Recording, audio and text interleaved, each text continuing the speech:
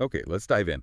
We're all swimming in just, well, mountains of information these days, aren't we? Absolutely. Emails, articles, videos. Right. It's endless. Right. You're constantly taking stuff in, but how much actually, sticks? How much can you really pull out later and use? Uh-huh. It feels like the old ways of learning, just reading or listening, kind of struggle with this overload. Exactly. And that's the challenge we're tackling in this deep dive. We're looking at the research you sent over, that paper by Shiva Narayan Takshila Page on Brainpage theory and metacognition for transfer learning. Yeah, that source really hones in on why learning today needs something different. It argues pretty strongly that just passively receiving info or rote memorization isn't cutting it anymore. Just calling for something more integrated. Right. It says we need to blend insights from neuroscience, motor learning, and this idea of metacognitive control. Okay, so our mission today is really to unpack those two big ideas from the source, Brainpage theory, and metacognition. Mm-hmm. Figure out what they are, and crucially, how they're supposed to work together. According to this research anyway, how they help you, the listener, learn more deeply, lock that knowledge in. And most importantly, transfer it. So you can actually apply what you've learned in new situations, right? That's the goal. The source really kicks off by saying, look, just relying on passive methods won't work for the complex problems we face now. It makes a solid case for pulling in these other fields to build, well, better ways to learn. Which leads us nicely into that first big concept, Brainpage theory. Brainpage theory, yeah. It's this really interesting idea that learning works best when you create these distinct neural modules. Brain pages, the source calls them. Brainpages. I like that term. It sounds concrete, like a page you build in your mind. But how does the source say these pages actually get made? Well, what's key here, according to the paper, is that they aren't built just by passively listening or reading. Okay. They're formed through active interaction, getting your hands dirty with the content, basically, using sensor motor processes. Sensor and motor. So like physical actions. Exactly. Think about, actually writing notes out by hand, not just typing, or drawing diagrams, mind mapping, practicing something physically, even building models. So it's the doing that counts, Yeah, not just absorbing. precisely. The source directly contrasts this active construction with passive learning.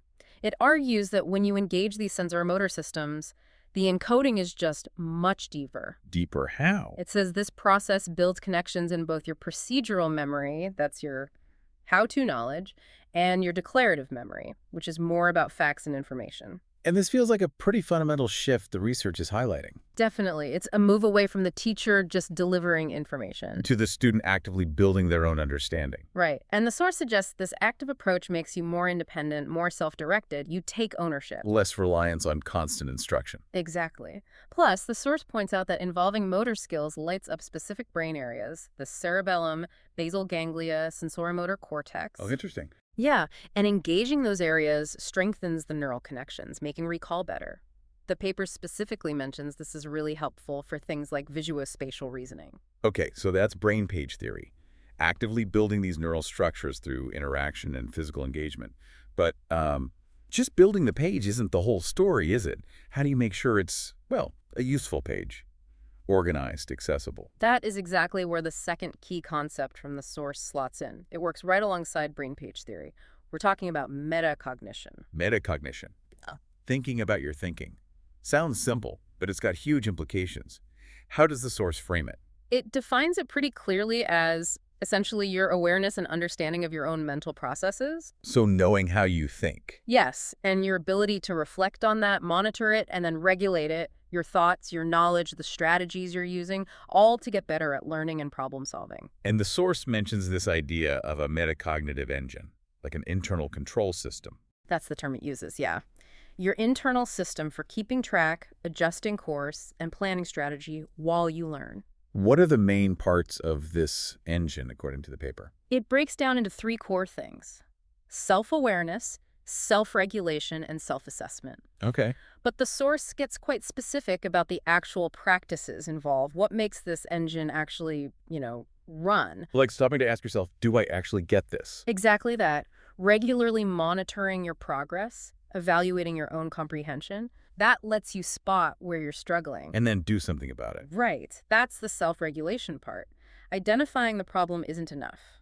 You then need to adjust your learning strategies, maybe set specific goals, break a big task down. The source mentioned some specific techniques, didn't it? Like a cycle-side plan and GOTO, goal-oriented task operation. Yes, those are specific examples of self-regulation strategies mentioned in the paper. It also really emphasizes reflection and self-assessment. So looking back on how you learned something, Taking that time to think about the experience, consolidate the new information, connect it to what you already know, figure out where you could improve.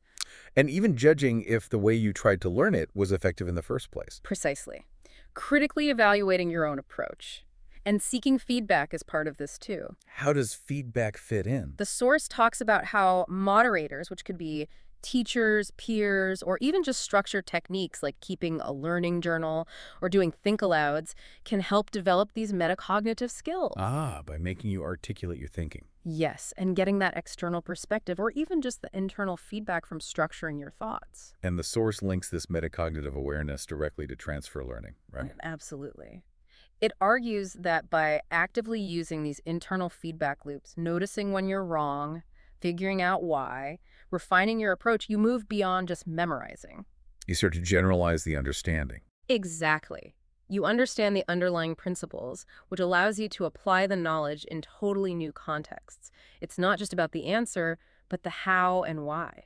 So the metacognitive engine is kind of like the GPS for your learning journey. That's a great analogy. It helps you notice when you're lost or confused, figure out if you need directions, choose a better route. And it supports things like motivation and focus too. Yeah, the source connects it to executive functions.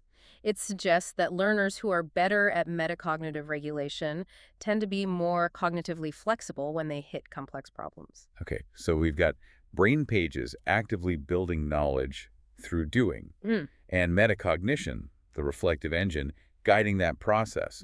The real kicker in this source seems to be how they interact.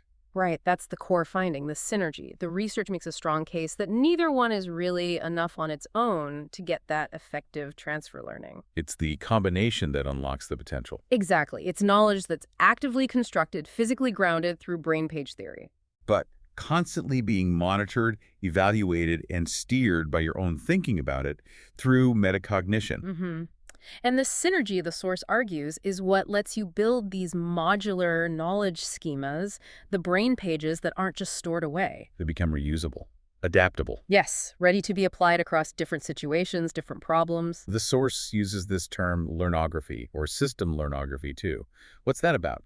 It presents it as a kind of broader paradigm, a way of thinking about how to cultivate learners who are autonomous and adaptable. And metacognition is baked into that. Yeah, it says a brain-based approach to learnography naturally includes and integrates metacognition. Interesting. And within learnography, it mentioned the small teacher or model student idea, peer teaching. Right, which is fascinating because that loops back and reinforces both concepts beautifully. How so? Well, trying to explain something to someone else forces you into metacognition, doesn't it? You have to check your own understanding, figure out the best way to articulate it. Makes sense. And the act of teaching, repeating, explaining in different ways that strengthens your own brain pages through practice and variation. So pulling it all together, the main conclusion from the source is That when you combine active knowledge construction, the brain page part, with active reflection and regulation, the metacognitive engine part, you get more than just remembering stuff better. much more. You develop the capacity to genuinely apply your understanding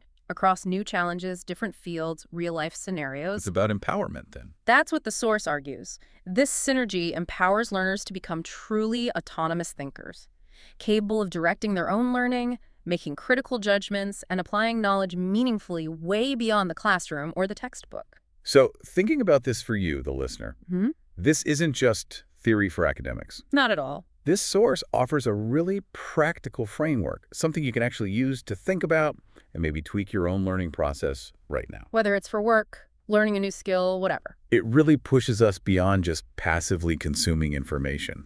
Towards actively building understanding, checking that understanding, and making it usable, which, as the source points out, is pretty vital in the world we live in today. So to quickly recap this deep dive, the big idea is this powerful fusion, actively building knowledge through creating those brain pages, combined with consciously thinking about how you're learning using your metacognitive engine. That combination is presented as the key engine for deep understanding and, crucially, for the flexible application of what you learn. It really drives home that effective learning today isn't just about the what. It's fundamentally about how you engage with information and how you reflect on your own journey of making sense of it. Making it truly your own. Which leads to a final thought for you to mull over, building on this idea of application and autonomy from the source. Given that applying knowledge effectively seems to require both building it actively and reflecting on how you learn, Yeah. what might be one small change you could make this week in how you approach learning something new, specifically to help it stick and transfer better later on?